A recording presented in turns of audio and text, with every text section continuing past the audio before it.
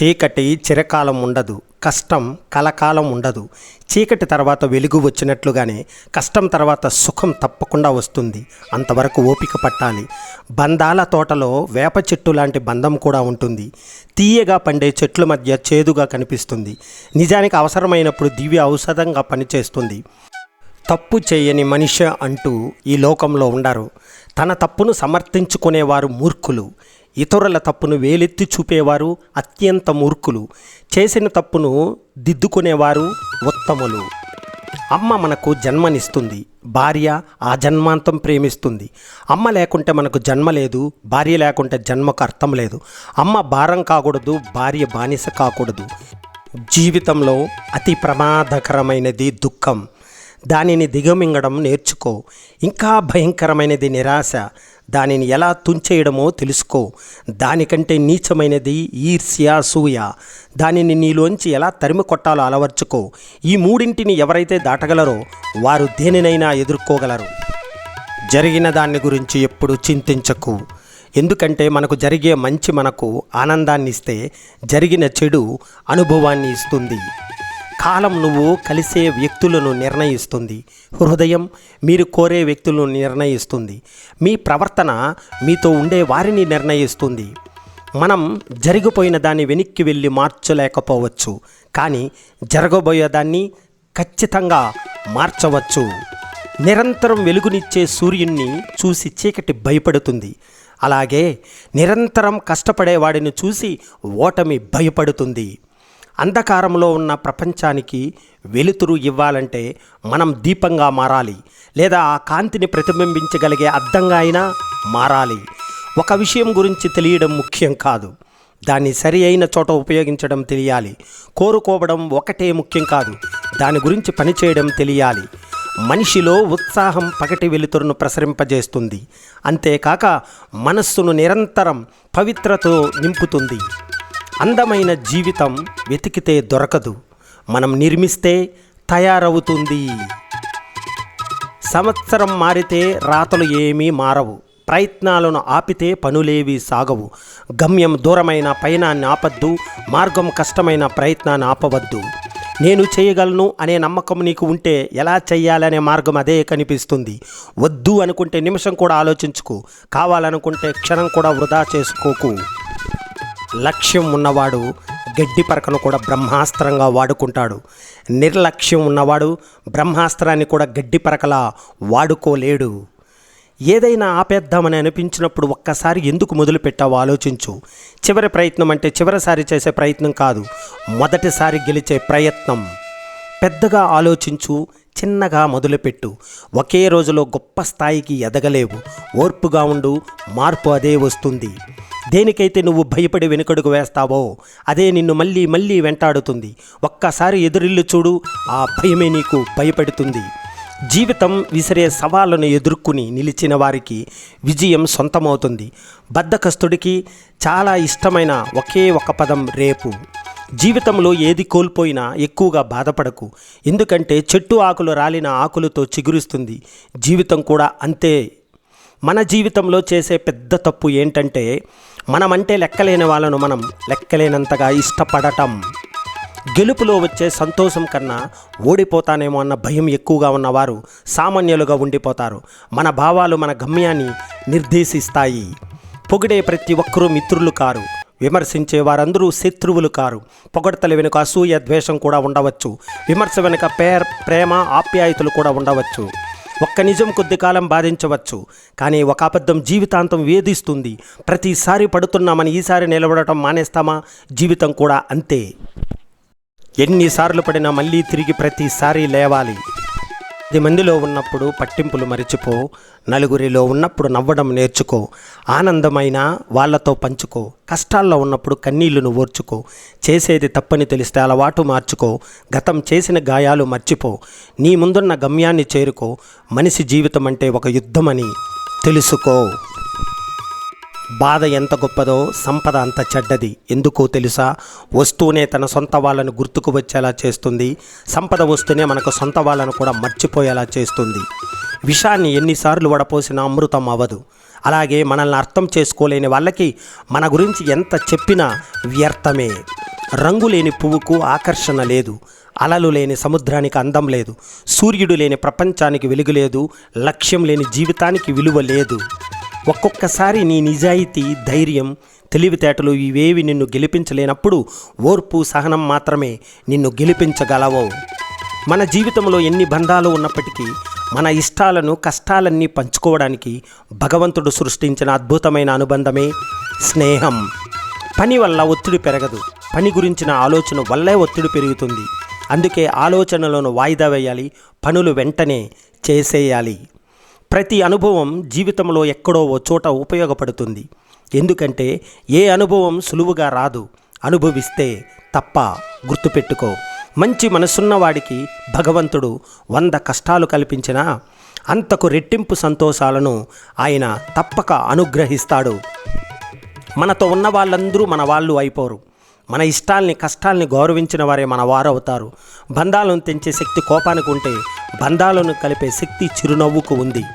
గెలవాలంటే కష్టాలను ఓర్చుకోవాలి, బ్రతకాలంటే ఇష్టాలను మార్చుకోవాలి. నీకు నీ మీదున్న నమ్మకమే విజయానికి తొలి మెట్టు. నువ్వు దాచుకున్న కోట్లు కంటే నీకోసం అమ్మ దాచుకున్న ఆకలి విలువ చాలా గొప్పది. గుళ్ళు కట్టక్కర్లేదు, గుండెల్లో పెట్టుకుని చూస్తే చాలు. నిన్నుగా ఇష్టపడే వారికి నీవు ఏమిటో చెప్పనవసరం లేదు. నీవంటే ఇష్టం లేని వారికి నీవేమిటో చెప్పినా అర్థం కాదు. కొన్ని సందర్భాల్లో నిశ్శబ్దంగా ఉండటం నేర్చుకోవాలి. ఎందుకంటే నాణ్యం చేసినంత శబ్దం నోట్లు చేయవు కదా మిత్రమా. కంట్లో ఉండే కన్నీరు అందరికీ కనిపిస్తుంది, కానీ గుండెల్లో ఎంత బాధ ఉందో ఎవరికీ తెలియదు. అందుకే కావలసిన వాళ్ళు దగ్గర ఏడుస్తారు, అందరి ముందు నవ్వుతూ ఆ బాధను దాచేస్తారు. గుర్తుంచుకో, మంచి రోజులు రావాలంటే చెడు రోజులతో పోరాడాలి. ఏదైనా కష్టం వచ్చినప్పుడు నాకే ఇలా ఎందుకు జరుగుతుంది అని కాకుండా నాకు జీవితం ఏదో నేర్పాలని చూస్తుందని ఆలోచించాలి. జీవితంలో మన గతాన్ని చూసి ఏమాత్రం సిగ్గుపడకూడదు, పైగా గర్వపడాలి. ప్రతి ఒక్కరూ ఎన్నో తప్పులు చేస్తారు, కానీ ఆ తప్పుల నుంచి జీవిత పాఠాలు నేర్చుకునేవారు కొందరే. మన గతమే మనకు అలాంటి పాఠాలు నేర్పుతుంది. జీవితంలో ప్లాన్ ఏ పని చేయకపోతే మరో 25 అక్షరాలు ఉన్నాయని గుర్తుంచుకోవాలి. తెలుగులో అయితే 56. జీవితంలో ఒక విషయం మంచిగా మారడానికి మనం వేచి చూడకూడదు. ఎందుకంటే అన్ని విషయాల ముందు నుంచి మంచివై ఉంటాయి, లేదా ముందు నుంచి చెడ్డవయ్యి ఉంటాయి. తుఫానును తట్టుకుని నిలిచినవే బలమైన చెట్లు. అలాగే జీవితంలోని బలమైన తుఫాన్లనే కష్టాలను ఎదుర్కొని నిలిచిన వ్యక్తులే తిరుగులేని వారుగా రూపాంతరం చెందుతారు. మీ మాటలు, మీ ఆలోచనలు కేవలం మీ మూడ్ను మాత్రమే కాదు, మీతో పాటు ఉండే చాలామంది మూడ్ను ప్రభావితం చేస్తాయి. అందుకే మంచి ఆలోచనలు చేయండి, ఇతరులతో ప్రేమగా ఉండండి. జీవితం మొత్తం ఎగుడు దిగుడు దారిలోనే కొనసాగుతుంది. అయితే పైకి వెళ్ళినప్పుడు పొగురు పెరగకుండా, కిందికి వచ్చినప్పుడు బాధపడకుండా ముందుకు వెళ్ళేవాడే గొప్పవాడు. జీవితం అనేది సైకిల్ తొక్కడం లాంటిది. బ్యాలెన్స్ పోకుండా ఉండాలంటే ముందుకు వెళ్తూనే ఉండాలి. జీవితాన్ని మనం ఎంత గొప్పగా చేస్తామో అది అంతకంటే గొప్పగా ఉంటుంది. జీవితంలో మనం అన్నింట్లో బెస్ట్గా ఉండాల్సిన అవసరం లేదు. మనం కోరుకున్న దానికోసం బెస్ట్గా ప్రయత్నిస్తే అంతే చాలు. ఒక విషయం గురించి తెలియడం ముఖ్యం కాదు, దాన్ని సరి అయిన చోట ఉపయోగించడం తెలియాలి. కోరుకోవడం ఒకటే ముఖ్యం కాదు, దాని గురించి పనిచేయడం తెలియాలి. జీవితంలో సెక్యూరిటీ అనేది ఓ అపోహ మాత్రమే. జీవితం అంటేనే ఓ సాహసం చేయకపోతే జీవితంలో ఏదీ మిగలదు. దేవుడు నిన్ను వదిలేయలేదు, నీ కష్టాలను చూసి దూరంగా ఉండలేదు. ఇది ఒక పరీక్ష కాలం మాత్రమే. దీన్ని గెలిస్తే దేవుడు నీకు చక్కటి జీవితాన్ని అందిస్తాడు. క్రమశిక్షణ లేని చదువు, సమయపాలన లేని విధి నిర్వహణ, ఆచరణ లేని మాటలు నీకే కాదు, నీ చుట్టుపక్కల వారికి కూడా కీడు చేస్తుంది. 6 అడుగుల మనిషి యొక్క విలువ 4 అంగుళాల నాలిక మీద ఆధారపడి ఉంటుంది. ప్రతి ఒక్కటి కారణం కోసం జరుగుతుంది, ఆ కారణంగా మార్పు వస్తుంది. కొన్నిసార్లు అది బాధిస్తుంది, కొన్నిసార్లు ఇది చాలా కష్టం, కానీ చివరికి ఇదే ఉత్తమమైన మార్గం. నిన్న మిమ్మల్ని బాధ పెట్టిన వారిని మర్చిపోండి, కానీ ప్రతిరోజు మిమ్మల్ని ప్రేమించే వారిని మర్చిపోకండి. మిమ్మల్ని ఏడ్చే గతాన్ని మర్చిపోండి, మరియు మిమ్మల్ని నవ్వించే వర్తమానంపై దృష్టి పెట్టండి. బాధను మర్చిపోండి, కానీ మీరు పొందిన పాఠాలను ఎప్పటికీ మరిచిపోకండి. జీవితంలో నీ విలువ ఎప్పుడు నీలోనే ఉంటుంది. దానిని గుర్తించలేని వాడి దగ్గర నువ్వు ఉన్నంత వరకు నువ్వు ఎందుకు పనికిరాని వాడివే. చాలామంది నా వల్ల ఏమీ కాదు, నాకంత అదృష్టం లేదు, ఇదంతా నాకు సాధ్యమయ్యే విషయం కాదు అసలు, ఇలా ఆలోచిస్తే మనం అనుకున్న గమ్యాన్ని సాధించగలమా? ఏమి చేయాలన్న ముందు మన ఆలోచనల్లో, మన ప్రవర్తనలో మార్పు రావాలి. మనం అలానే ఉంటే ప్రపంచం కాదు కదా, మన చుట్టూ పక్కన వాళ్ళే మనల్ని గుర్తించరు. అందుకే వేగంగా మారుతున్న ప్రపంచానికి తగ్గట్టుగా వ్యూహాలు, ప్రణాళికలు తయారు చేసుకోవాలి. జీవితంలో ఎవరిని భారం అనుకోకు.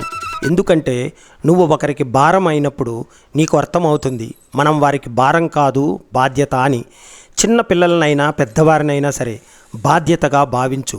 కాలం ఎప్పుడు నీదే అవ్వదు. జీవితంలో మంచిని మరింత దగ్గర చేసుకో, చెడును చేతనైనంత వరకు దూరం పెట్టుకో. మారాలి అనుకునే ఆలోచనను మర్చిపోకు, మారను అనుకొని మరుగున పడిపోకు. సలహాలను సహృదయంతో స్వీకరించి సరిచేసుకో, విమర్శలను విచక్షణతో ఎదుర్కో. ఎవరేమన్నా నీకు కనబడాల్సింది నీ గమ్యం, నీ లక్ష్యం. మధ్యలో ఎన్ని అవరోధాలు వచ్చినా, ఎన్ని అడ్డంకులు వచ్చినా దాటుకుంటూ ముందుకు పో. గమ్యాన్ని ఛేదించు, విజయాన్ని సాధించు. దేనికి మనం స్పందించాలో, ప్రతిస్పందించాలో తెలిస్తే మన బంధాలు అనుబంధాలకు దృఢంగా ఉంటాయి. లేచి నిలబడు, పరిగెత్తు, పోరాడు, సాధించు. ఇక్కడ నీవు గెలవాలంటే యుద్ధం నీవే చేయాలి. రాజు, మంత్రి, సైన్యం, ఖడ్గం అన్నీ నీవే కావాలి. జీవితంలో మనం గెలవాలనే ఆశ ఉన్నప్పుడు అది ఎప్పుడూ మనల్ని ఆగిపోనివ్వదు. అదే ఆగిపోదామనే ఆలోచన మనల్ని ఎప్పటికీ గెలవనివ్వదు.